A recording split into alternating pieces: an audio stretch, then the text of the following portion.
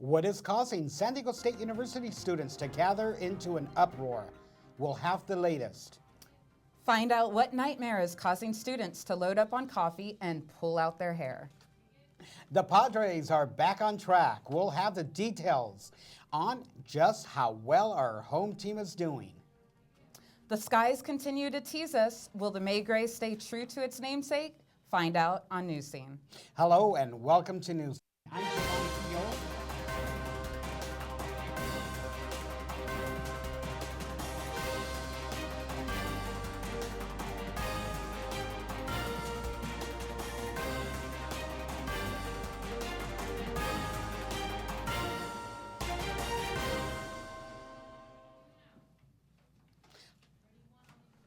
Hello and welcome to Newscene. I'm Giovanni Fiol. And I'm Fayana Moore. Thank you for joining us. A follow-up now on a story we brought you last week. Students at San Diego State University demanded action from the president, Emil Hirschman, following a protest on campus. Vince Fangella is here to explain. Students and activist groups called for the removal of San Diego State University President Elliot Hirschman last week. They were upset over his handling of posters that linked some students to terrorism. These posters, with pictures of Hamas soldiers and using phrases like final solution, were right next to posters linking SDSU students to terrorists.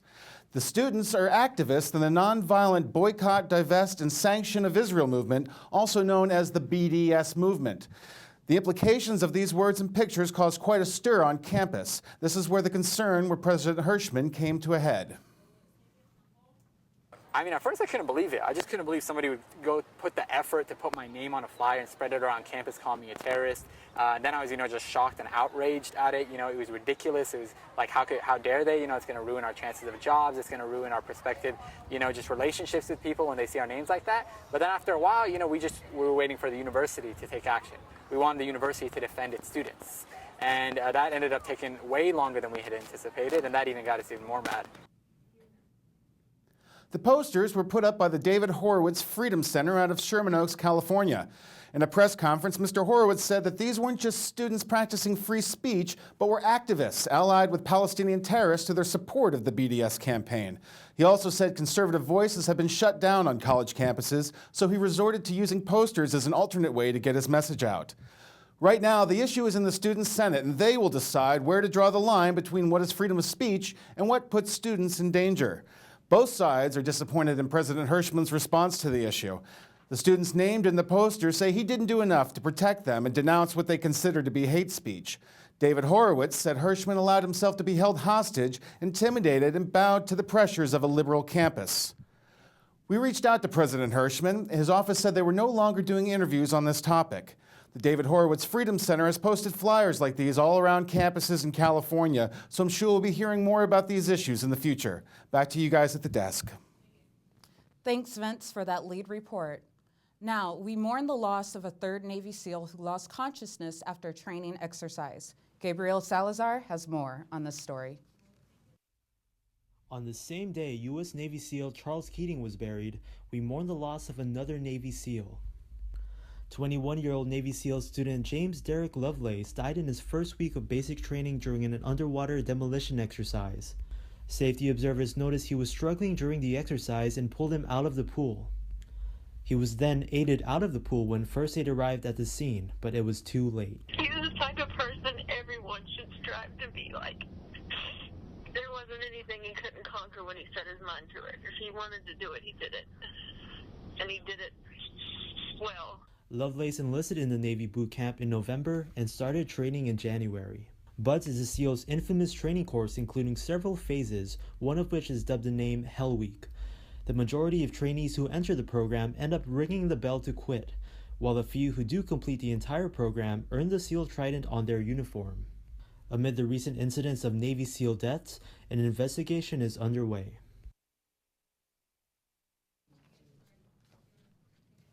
Tragic stories indeed surrounding the lives of our Navy SEALs. Our hearts go out to the families and loved ones. 3 suspects are on trial in the most expensive case with connections to ISIS in the U.S. After a year-long investigation, 9 people in Minneapolis, Minnesota were arrested, allegedly for planning on joining ISIS. 6 of the suspects pleaded guilty. Opening statements were held on Wednesday, and the judge suspects that the case will take 4 weeks. 2 officers are now being charged with felony assault after surveillance video surfaces showing them beating a man. The video shows police officers Luis Santamaria and Paul Weber repeatedly striking Stanislav Petrov with their batons. Petrov was involved in a high-speed chase in Alameda, California last November. The DA's office and Alameda County Sheriff's Office is also investigating a 3rd deputy for theft and obstruction of justice, as well as stolen property from the victim. Tuesday, a San Diego couple pleaded guilty to stealing $100,000. Terry Lee Anderson and Melanie Jane Anderson concealed the death of Melanie's father when he died overseas and continued to collect his Social Security retirement benefits. The couple is scheduled to be sentenced August 15th. A Vista Pop Warner football and cheer treasurer gets jail time for embezzling over $100,000 from the organization's accounts. As part of the plea deal, 41-year-old Rachel Marie Owens agreed to pay back the $114,395 she stole from the league for her own son was part of. The district attorney, Anna Wynn, said that the majority of the money was embezzled by Owens through league checks. The remaining money was taken from league fundraisers, which she deposited directly to her own bank account. She recognizes she created a lot of harm to the league, to herself, to her family. Under the plea agreement, Owens must also serve 1 year in jail. This week, both Trader Joe's and Costco issued a related nationwide recall on frozen products for a concern the products may be contaminated with listeria. The Trader Joe's list included Trader Joe's brand vegetables, fried rice, Trader Joe's brand chicken fried rice, and any products under the brands Archer Farms, Molly's Kitchen, and Hy-Vee. And as for Costco, this explained recall included all of the frozen, organic, and traditional fruit and vegetable products manufactured or processed in CRF Frozen Foods Pasco facility since May 1st, 2014. All affected products have the best buy dates between April 26, 2016 and April 26, 2018. CRF has already suspended operations at its Pasco, Washington facility as of Monday morning. And consumers who purchase these products may return them to the store where they were purchased for a refund or simply discard them. Consumers with questions may call the company's consumer hotline. On a budget but need a suit and tie, all while supporting a good cause? Stay tuned to find out more. And when we come back, John Sanders joins us with the latest on NBA playoffs with who's in and who's out.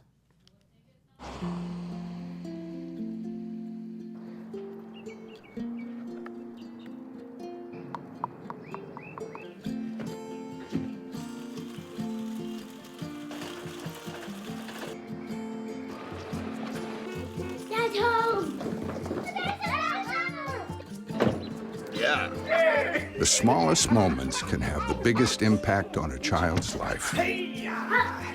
Take time to be a dad today.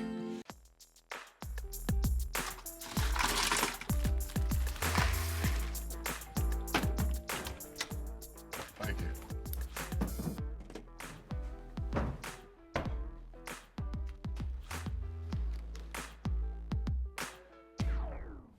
You got a king? Go fish! In your face! In your face! The smallest moments can have the biggest impact on a child's life. Take time to be a dad today. For interviews or business casual gatherings sometimes is a setback. Here at City College, the Business Internship Program holds a tent sale where students are able to purchase ties, suits, jackets, khakis, or blazers while supporting a good cause. That cause from the San Diego Emergency Food Pantry that helps to provide for those in dire need. The tent sale turned out to be a success.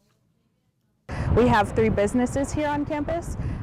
In Fantastique, our clothing store, it's inexpensive clothing. Everything's under $10. The tent sale is part of the clothing store. The Mental Health Counseling Center recently held a students' PSA contest. The topic of the clips is suicide, prevention, and mental health.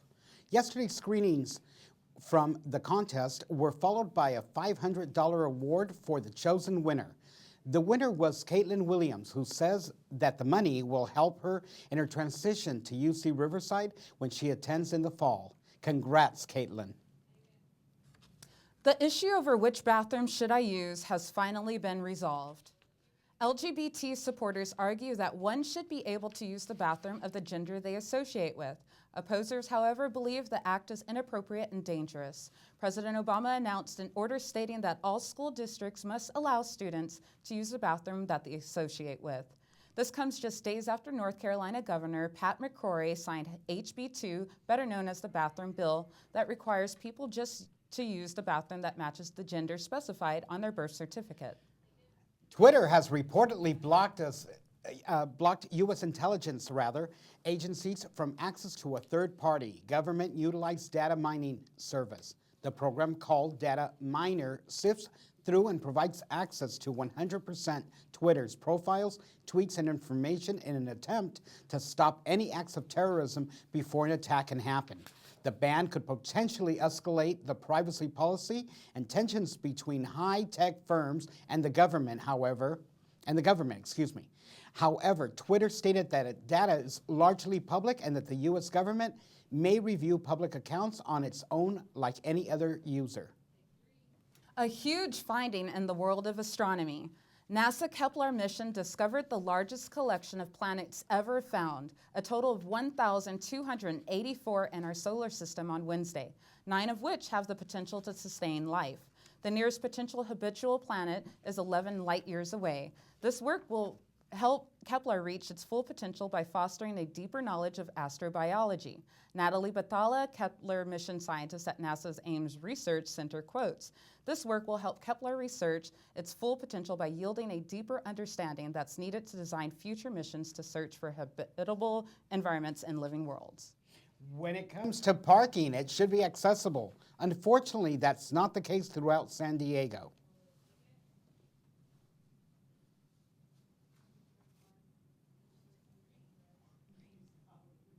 Curbs are supposed to be painted red by city officials to prevent public parking. San Diego has several places throughout the county that have been painted illegally. Signs of illegal red curbs include no obvious reason why it's there. Looks like it was brushed on or sloppy paint jobs. Be careful where you park because the city of San Diego doesn't have a master map showing where legal curbs exist. It is the week that matters most. If not all college students dread finals week, and the stress of final exams can cause many health problems. David Purdell has more. At the City College Library, students are preparing for finals week, a week filled of stress and last-minute studying, finishing their assignments in hopes of passing their classes. Samuel Aragon is taking 5 classes and just got out of one exam, and now is studying for another. He shares how he keeps the stress under control. Try to keep as calm as possible through just all the work. I mean, I don't let it get to myself, because if you think about it, it's a lot of work. But if you just go step by step, it's pretty easy. You just can't psych yourself out with all the work. A report from Mental Health Matters shows students during finals week end up sleeping less, eating less, which is the main cause for stress levels to rise. High stress levels can play a vital role on why students experience headaches, high blood pressure, heart problems, and anxiety attacks.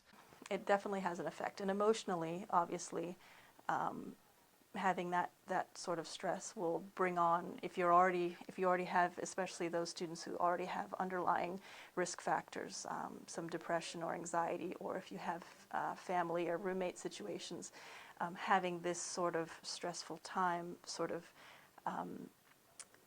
makes those situations worse. The City College Tutoring and Learning Center is offering stress and time management workshops and a math cram jam session and tips for students to relax during finals week. David Purdell, Newscene. The light at the end of the tunnel during finals week is graduation. This year's graduation is next Friday, May 20th, starting at 5 p.m. at the Oregon Pavilion in Balboa Park. John Sanders joins us with the latest in sports. So who is a new record holder John?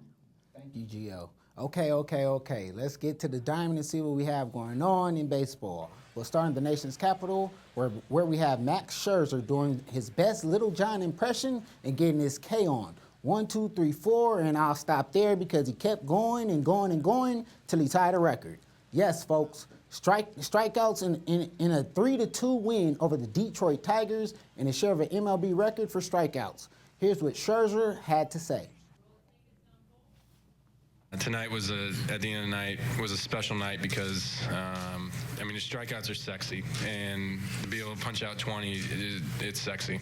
That's right, those strikeouts were sexy. Now let's travel to Milwaukee, where we have the Padres taking on the Milwaukee Brewers in a 4-game series. They look to achieve their first 3-game win streak of the season. With James Shields on the mound, they had a good chance of doing that. Of course, he didn't do it single-handedly. That's where you add Melvin Upton Jr. to the picture because he had Shields back in the field and at the plate, where he drove in 2 runs with 2 hits and 2 runs scored. Padres were going to win the game 3-0. Looking to close, let's transition to the NBA. Looking to close out the series against the Trailblazers, reigning MVP Steph Curry was awarded his MVP. As the game tipped off, we take you to partway through the first quarter where a shot was missed. Curry gets the ball after a rebound and bang, splashes the three from his teammates to assist. Now, Damian Lillard takes the backdoor pass from Mason Plumlee to score.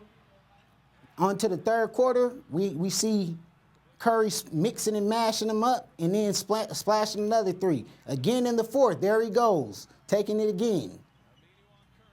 Another 3. Man, oh man, that man is just banging those 3s right there. The Warriors were going to win 125-121. Chef Curry had 29 points with 11 assists. Klay Thompson finished the game with 33 points. Keep going. Now, on to OKC, where we had the Thunder taking on Tim Duncan and the Timeless Wonder, and the Ageless Wonder, that is. You see KD on the fast break slamming away to give the Thunder a 6-point lead to end the first. Before the end of the first half, he splashes a 3 to give them a 24-point lead, where they're up 55-31. On to the fourth, where nobody seemed to want to give away the game. Although the Spurs chipped away at the lead, they did not have enough. They could not and did not have enough of what it took to take down the Thunder, as the Thunder continued to win, to carry the team to victory as they continued on into the playoffs to take on the Golden State Warriors with a 111-99 victory. That's all that we have for you in sports. Back to you at the desk. Okay, thank you, John. Stay tuned and see what buildings will get a lift at City College. Stay with us and find out who made a comeback on Saturday Night Live here on Newscene.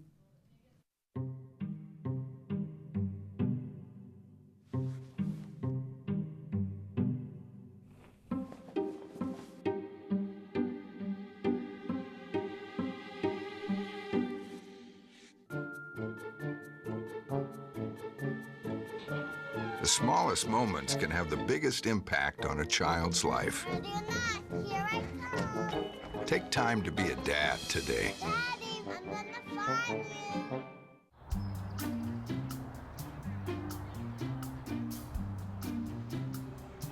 Don't worry, 74 people were picked before me in the NFL draft.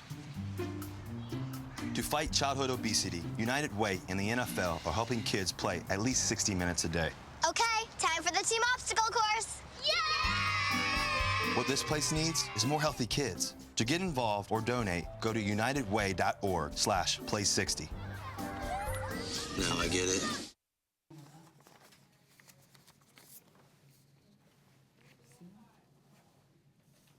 Would you like to travel from San Francisco to Los Angeles in 30 minutes instead of a 6-hour drive? 2 LA-based companies are locked in a battle to make this a reality. Hyperloop One was in Las Vegas Wednesday, giving viewers a taste of their speedy transportation. The pods are smaller than the planes and will travel at over 700 miles per hour. Wednesday was the first time the permanent magnetic pod was tested. Unfortunately, the pod traveled for about 5 seconds and just about 300 miles per hour. The Wall Street Journal noted that the company hopes to be fully in operation by the year 2020. Okay, now this summer, City College will be making some big changes on campus. Jessica Howard has a story. After 63 years, the D building will be facing a renovation and seismic retrofit starting July 2016. These remodelings will be following in the steps of the newly added MS, AH, BT, and V buildings. How do the students feel about the changes? In my opinion, I feel that it's a great idea. I mean, it's very unsafe and there's no air conditioning and the walls are tripping all the time. Because it's going to take 2 years and that they're going to put fences all around it, there might be a safety risk with like walking. But as long as the safety precautions are taken, I think everything should go smoothly. The existing roof on the D building will be replaced with a concrete deck. The roof will be installed with new drains and piping, along with a new ceiling from within the cafeteria. The renovations are expected to take 2 years to complete. During this time off, what can be said for the workers? Like the people who have contracts here, they're going to be moved to other places, but like people like me that don't have contracts and that want to move, we have to talk to the managers and talk to the managers that are over there to see if we're going to have a place there. While not all jobs are guaranteed, transfers to other city colleges are available during this time. This remodel will include reconstruction of the original A, D, and T buildings. With Newscene, Jessica Howard. After just getting our quad back, another portion of our school will be closed off for construction. Now we're anxious to see what kind of improvements will be made. Big movies have hit the box office just in time for summer, and a lot is happening in the music world. Michelle Botello is here with the latest entertainment buzz from this week. What do you have for us, Michelle? Well, last night was amazing for all those fans. Beyoncé Formation Tour was a sellout event at Qualcomm, as over 50,000 fans got to experience the chart-topping singer's first live appearance in San Diego, in what is being called the ultimate girls' night out, stemming from strong lyrical content of her newest album, Lemonade. The show featured over a dozen wardrobe changes, a rotating screen for those in the nosebleed area, and over 30-plus songs from over her 20-year career. Her next show is scheduled for the Rose Garden in Anaheim, California. Angry Birds is an American-Finnish 3D computer-animated action-adventure comedy film based on the video game. Directed by Clay Cadiz and Fergal and produced by John Cohen and Catherine Windervidi, this film was animated by Sony Pictures Imageworks. This story takes us into the past with Birds, a cruel, violent, grumpy red bird whose job is to entertain newly hatched birds. You must go see this movie for the rest of the story. And don't miss out on the video name titled Angry Birds. Ozzy Osbourne, former lead singer of the band Ozzy and Black Sabbath, is leaving his wife, Sharon, after more than 30 years of marriage. It has been reported that he has moved out of the home they share in Beverly Hills, California. This is not the first time the couple go through a rough time. This riot seems to have been over an affair which Sharon claims to have proof of Ozzy seeing another woman. She is a top hair salon worker, and when she canceled appointments, this arose suspicion. Sharon is not happy. She raged and accused the star of having an affair. According to Ozzy, they are not divorcing. He is just trying to be a better person. Fears of Ozzy relapsing into drugs and alcohol are apparent, but he seems to hang in there. This couple is one of rock's longest married couples. Did you know that Shakira is involved with childhood development and education? The singer runs foundations dedicated to development advocacy in Colombia, Latin America, and the world. In October of 2011, President Obama placed Shakira on the Advisory Commission on Education Excellence for Hispanics, which advises Obama and others on issues concerning educational success related to Hispanic students. Shakira also took up an interest and is founder of the Pies Descalzos. Janet Jackson is turning 50 on May 16th. But the good news is that she's having a baby. And that's about all the time we have for entertainment. Gio and Fiona, don't forget another big movie this week in Captain America. And sadly, more on the Prince investigation is expected. Back to you guys. Thanks, Michelle. That's a fantastic entertainment update. It sure is yucky outside. We'll let you know if our blue skies will soon come back to San Diego. Today, 1 out of every 4 American kids is Hispanic. That means many of the future doctors who will care for us, the engineers who will build our cities, the scientists and entrepreneurs of our country can be your kids. We all know how hard it is for you to send them to college. This is why we want you to know you are not alone. And every day more people support you to make it happen. Many support you. And the Hispanic Scholarship Fund helps you prepare, plan, and pay for your kids' college education. HSF.net. Hey everybody! Heart disease affects 1 in every 3 women in America, but you can fight back. There's no time to lose. Mothers, sisters, daughters, families, and friends, it's time to shout louder, stand stronger, and demand change. Let's go! To the Batmobile. Dang it. To the invisible jet!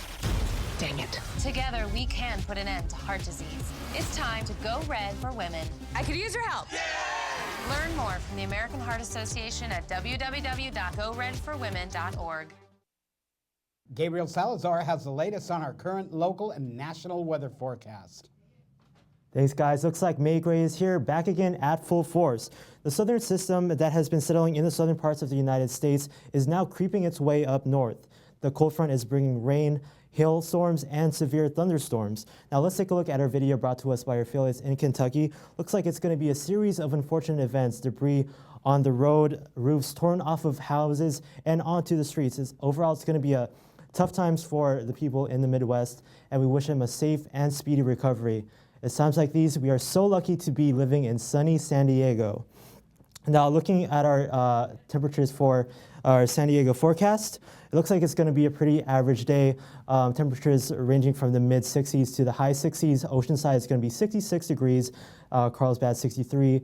Here in downtown San Diego, it's going to be 67 degrees, and in Chula Vista, Imperial Beach area is going to be in the high 60s. Now, if you thought you'd be getting some sun this weekend, you thought wrong.